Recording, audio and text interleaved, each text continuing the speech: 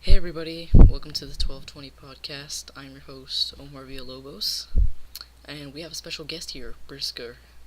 Yo, what's up? Hey, and today, so this is a special episode because we're doing special guests, and by you see the custom background that I made, we're going to be talking about the fair use. Yeah, recently JC got. I'm not sure if he got a strike or a warning, but his video definitely got removed. Hmm. So his video got taken down, but his channel didn't get a strike. Because a lot of that stuff happens back. hmm Yeah, it happens way too often. I don't think it's kind of worth YouTube to hand out strikes over it. Like, if it keeps happening, then maybe they'll give a strike, but I don't think from one time you'll get a strike. Yeah, because they took down one of my videos for uploading the, what do you call it, the YouTube poop. Oh, yeah, the YouTube. Okay, so here's the thing that me and JC were talking about. He says that, like, since he got his video taken down, he said it was falling under fair use. Even though I proved him wrong, because he's using copyrighted content that we're not allowed to use. Well, just like Noah said earlier in a Skype chat, he said that it's basically not completely ripping it off, but it's kind of like technically editing it. But I'm sure JC added some sort of disclaimer saying he didn't own it. Yeah, there's some weird things. Like, for some reason, I'm not sure. Like, you still get struck down even though you credit them. Like, they don't actually, like, look at their comments or description. I don't think they really care about that. Like, they make so much money. Like, it doesn't really. It's not really worth to them. Like, I don't know how to word this out, but if I was them, I wouldn't really care if people would be like redoing stuff, like making third party like videos of it, because I wouldn't really care because I'm making so much money unless they're like taking most of my profit. Oh, yeah. I've gotten, like, videos that have gotten claimed by other companies, and they pretty much make money off of that because I'm using their music.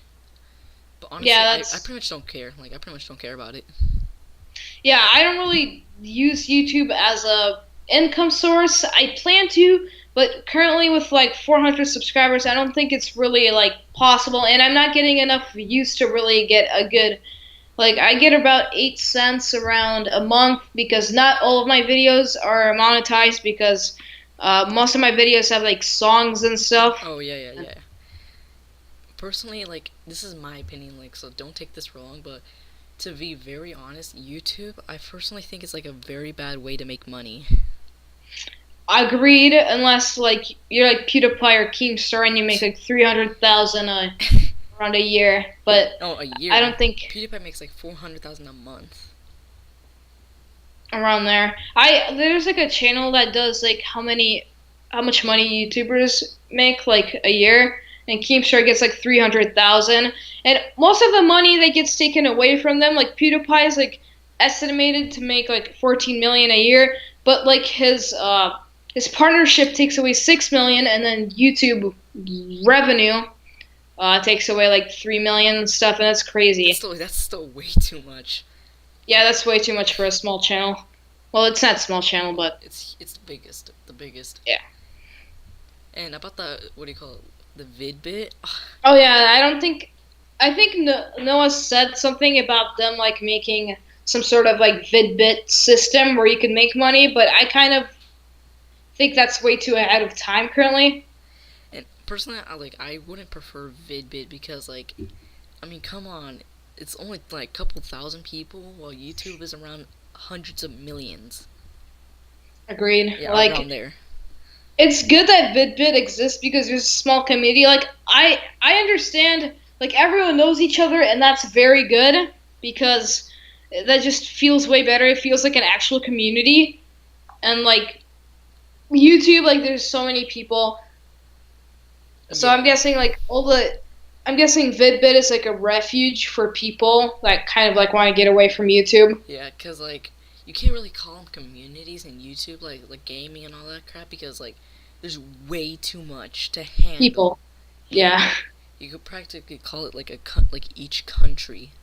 YouTube is like a world, and each topic is a country.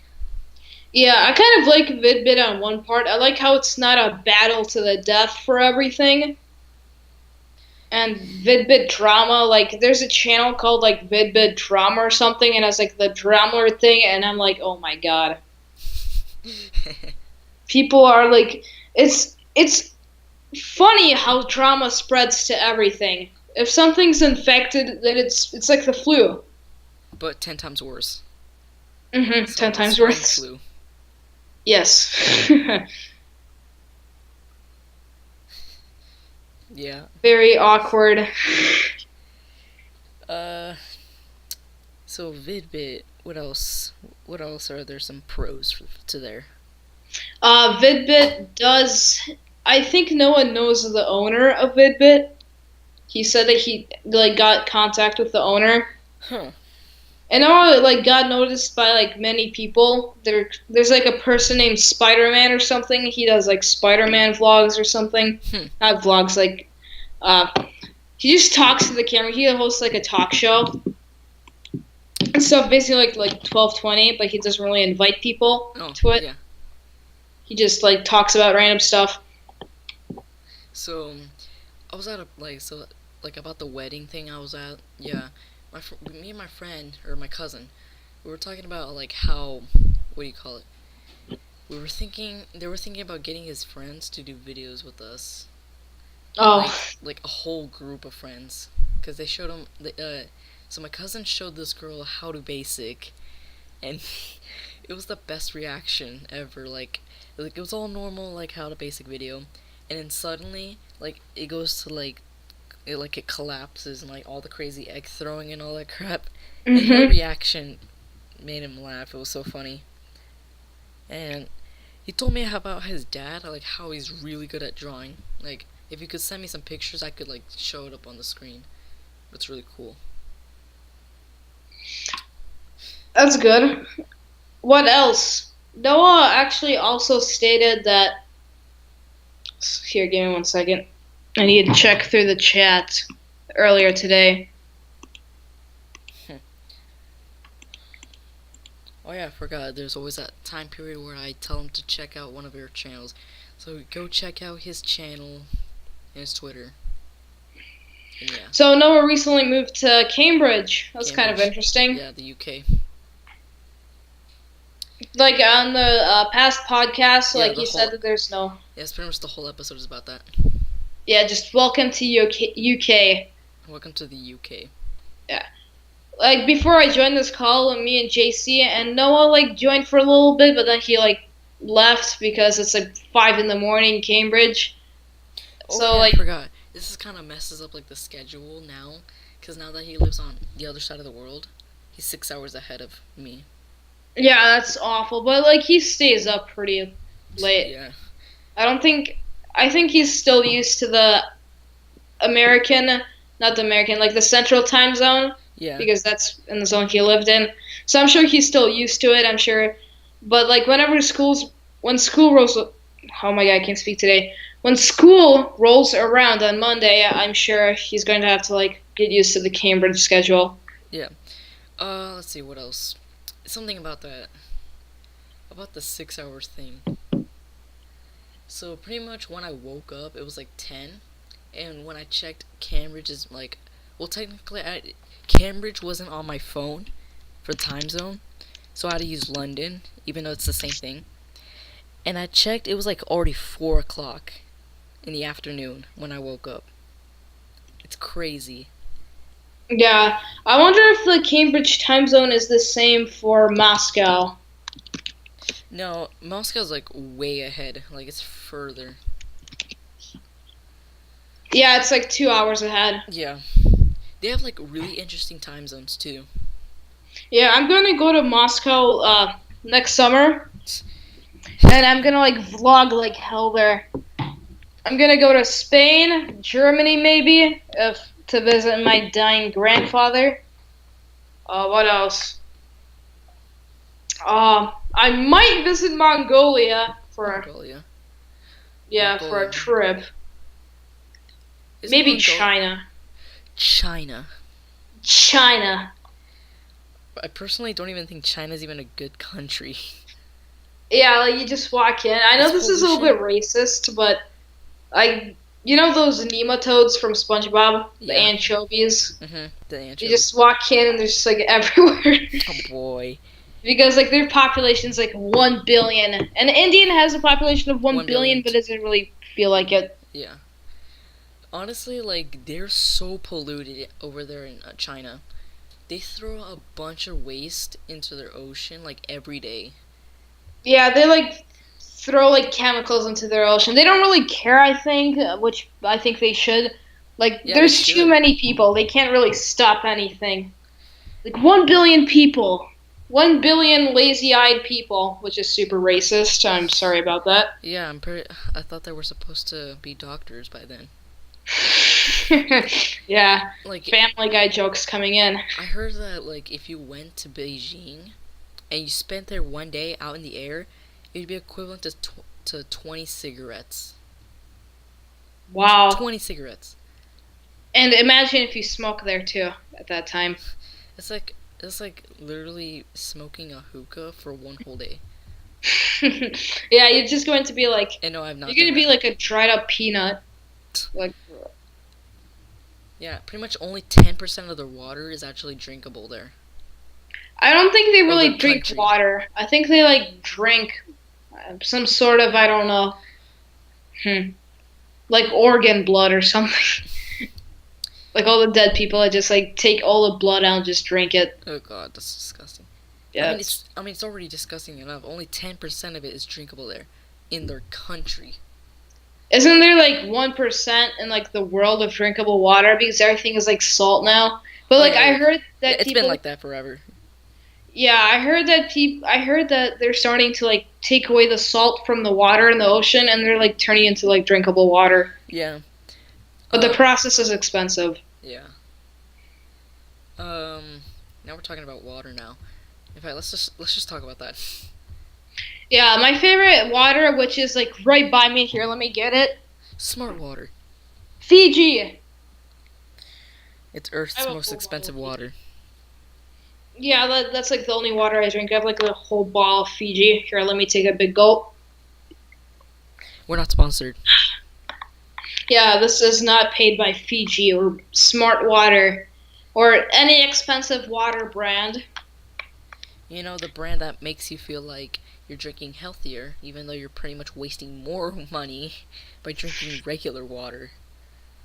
I mean, come on, Yeah, who falls for that? Everybody. it's like basically saying here, what else do people consume on a daily basis? It's like People saying like they're taking for granted. Something taken for granted. all right, let's just imagine there's a Twix bar, and then there's a Twix bar right next to it saying, like, super healthy Twix bar from, I don't know, Australia. And it's like $10 more. And then, like, you read the back label, and It's it even says, worse. like, untouched chocolate. Untouched. Like, if it's untouched chocolate, you're pretty much eating a coconut or something like that. Yeah, just Untouched. untouched chocolate. It's just like a rock. Yeah, pretty much. That's how they start out. Yeah, and then there's just like this, like you know how every Fiji bottle has like a description on the back. Like Yeah. here, I could even read it. Fiji water comes from a sustainable ancient aquifer deep within the earth on the islands of Fiji. Bottled at the source of natural pressure forces the water towards a sealed delivery system directly into a bottle, free from human contact until you unscrew the cap. See how painful it is to read that? It's pretty much a smart way of saying that they just grabbed the water from Fiji. Yeah, and They just it's scooped it up. yeah, they turn that into like a sentence, like That makes it two sound sentences intelligent. to like 15 cent. Yeah, it's that's the key in advertising. I think just make your I product know. sound intelligent. Yeah, like okay. I just this stuff makes me laugh. Like they make things so like they make things sound so intelligent when you put it like when you dumb it down, it's pretty much like it gives it away. Yeah, I completely agreed. And For it even says Earth's finest water on the bottom. which is a fancy word of saying Earth's most expensive water. Yes. Like these companies, like the only people that really buy Fiji are people that are a little bit above middle class. Like basically like the only Over the people that I top. see, yeah, over the top people like Mark Zuckerberg and these people Bill and Zuckerberg. yeah, the zucchini guy or whatever, Mark whoever made Zucchini. Facebook. Yeah, Mark Zucchini and Bill Gates and B- Donald Dump. Bandicoot Cramber Snatch. Yeah, I'm thinking about legitly making like a water company and calling it the douches, and it's just like three like popular people, It's like a and like joke. yeah, just like a joke, and like just three like popular people like Donald Trump and I don't know Jacob Sartorius, and they just like look retarded, and they say water for rich people, Yeah, and then it's water like for rich price two people hundred that. dollars. Water for no talent. Exactly. That's just what I want to do. Like I remember when me and Noah were friends, we did something called Pissa Cola. So basically, we like put paper around an empty bottle, and we just like put Pissa Cola. And like before any like video, we used to do like an advertisement thing, like drink Pissa Cola today. It's only like $5 and stuff. It was just like a joke that was on the channel before it got deleted and stuff. So, while I was at that wedding, there was like a lake there, and there was like this. I don't know how to call it, but like there's this, like this a little tiny fire with a bunch of wood, and me and my cousin had the great idea is grab a bunch of like empty stuff and just throw it inside the fire. And we started off simple, like we got like so they made s'mores and we got the sticks and we lit them up and like we just like waved it around and we put it inside a bottle and like it created a bunch of smoke and it was really cool. And then we just decided to just throw it in the fire. And then we started throwing twigs. We started throwing forks. We went as far as like throwing like 3 water bottles in there, but it was all empty. My friend, he threw in a beer can that was almost Hmm. empty, and it fueled it even more since it's alcohol. And he threw the can, and it melted. Um, Wow. what else? Here's what happened. Here's my experience of burning plastic. So this happened like 10 years ago, probably. No, not 10, like 8 years ago. This is when I lived in my old house in Illinois, like way south of Illinois. Oh, It was a very bad house. Like it was in the origin of the house, like the meaning of the house was for it to be like a housing unit for like workers and stuff. And the people that owned the company that was right next to it, like let us use it if like my parents like went to the office and like cleaned up there and stuff. all right. And the house was like super small. Like there's one bedroom and it was my bedroom. Like I don't know why, but my parents like completely like dedicated a bedroom to me. And then like they just slept in the living room. But like there's a small yard outside. It was like super small. I don't think it's like really. It's like a couple of yards, not a couple of yards, like yeah, around like 15 yards or something. And we had like a fire once, and I had like 5 bottles out. For some reason, there were bottles out, and like I threw them all in, and it started smelling so bad. It smelled it smelled like shit. To be honest, it was awful. It what's was so smelly that like the workers like came outside just to see what's happening. Like it stinks. what city were you even in?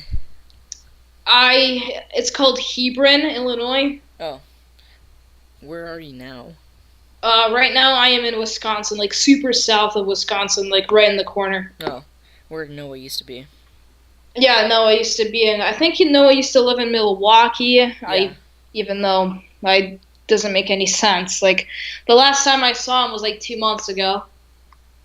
So, and he was like not even in Milwaukee, so it was kind of weird. Yeah, I live in Kansas. It's a boring. Kansas. It's a boring place. I would love to live in Kansas because all the tornadoes. I'd be like a tornado chaser. No, wait, we have those a lot. Our wedding, our weather is so like so random. I remember like it's really hot. Like it was like really hot in the beginning of fall, and there was one time that it actually snowed in May. It's confusing weather. Wait, did you ever see a tornado? The last time was like April, which is Was it a big tornado? yeah. I mean, it was tornado season, so I'm guessing people in Kansas are used to all that weather and stuff. yep, too well. I wish like Wisconsin got weather like that and stuff. Yeah, it rains a lot. Oh, not really. It Here, rains one JC day. messaged me. All right. Here, let me just reply. Not yet. Okay, perfect. What else are we gonna discuss? Well, I mean, we're at the 20-minute mark. Yeah. It's like where we usually end. Should we wrap it up? Yep, wrap it up. All right. So that's it for the show. Subscribe to Brisker. I'll put his link in the And description. subscribe to Whatever Arts. Yes. Thank you for watching. All right, see you all later.